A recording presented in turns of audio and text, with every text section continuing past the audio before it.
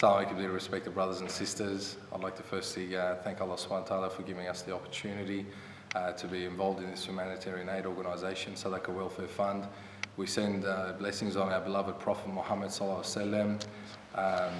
I'd just like to thank all of our volunteers, our sponsors in Australia, our volunteers in Bangladesh, all the brothers that are involved and sisters actually that are involved as well, running around for Sadaqah Welfare Fund. Alhamdulillah, we finished the Ramadan food campaign. We did 3,400 food packages. That was 1,660,000 feeds, individual feeds in the month of Ramadan. So we thank Allah subhanahu wa ta'ala, we thank our sponsors, we thank our volunteers.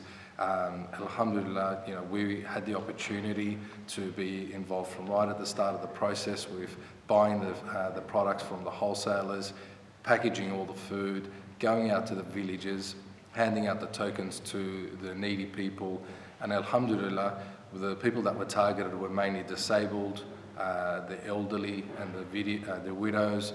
Bangladesh is a very tough environment. If you don't have a working partner or a husband or someone in the family that's working, it's very hard to put food on the table. Bangladesh is in the last 10 of the most poorest countries in the world. There's 180 million population. It's 1/5 the size of New South Wales. It's very highly dense, and it's very tough conditions. So a lot of the areas that we worked in, there were no other charity organisations. They're remote villages. So we wanted to target these people, and alhamdulillah, we saw a lot of smiles, a lot of powerful du'as. Alhamdulillah, it was a nice feeling to make people happy to know that on this month of Ramadan, that instead of trying to work in the heat or trying to work in the monsoon season to put food on the table, they can concentrate on their ibadah. They know that for sahur and iftar they've got something to eat. They can, instead of sending their kids out and begging on the streets, they can keep them in the house and actually focus on their ibadah for this month of Ramadan as well. So I thank all of our volunteers and our sponsors. Without you, this campaign wouldn't have been possible.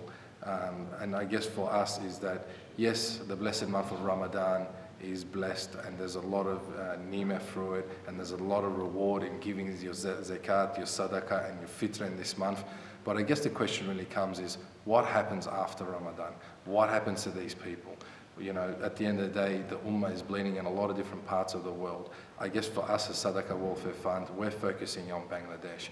So what I'd like to see is that, we continue on this feeding program. So since we've been back, our volunteers and our teams in Bangladesh, 2 teams have been working very hard. So we have one team who are feeding 150 kids from the slums who have been disposed of, and we are feeding them twice a day for breakfast and dinner, and at the same time giving them education as well. So this takes them off the street from begging, the opportunity of being sold off and all those other things, terrible things that happen. So at the end of the day, we're giving them education as well. Inshallah, for Eid, we are giving also 150 of those street kids Eid clothes as well. On the other end, our other team is feeding orphans and needy children in madrasas and orphanages, 2 madrasas a day, and we've been trying to post as much as we can through Facebook on our page of the feeds that we're actually doing. But our goal is to keep feeding after Ramadan. We don't want to forget about these orphans. At the end of the day, you might have seen some of them have no mothers, no fathers, no relatives whatsoever. And at the end of the day, yes, we will continue having food after Ramadan, but these children are malnutritioned. They have very little food dietary of just maybe having rice and fruit. We want to be able to give them something a little bit more. So it might be that they can maybe eat meat once a week or maybe once a month. But at the end of the day, if you keep donating, you keep supporting this food program, we'll keep feeding these children. And I guess the call for any humanitarian organisation today is that if we want to make a change in any particular country that we're working at, there are 3 key components. One of them is giving them clean water, giving them food, and the third is education. So we can take about their worries from their food and their water. Inshallah, we'll focus on the educational part of it. So we're already in talks about how we're going to educate these beautiful children. They're already getting their Islamic education. They're already becoming hafizes and all that sort of stuff.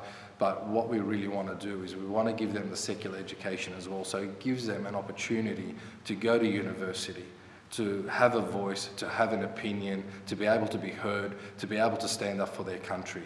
And alhamdulillah, Islamically they can do this, but we also want them to have the secular education so they can be able to represent their country and themselves and their people in the best possible manner.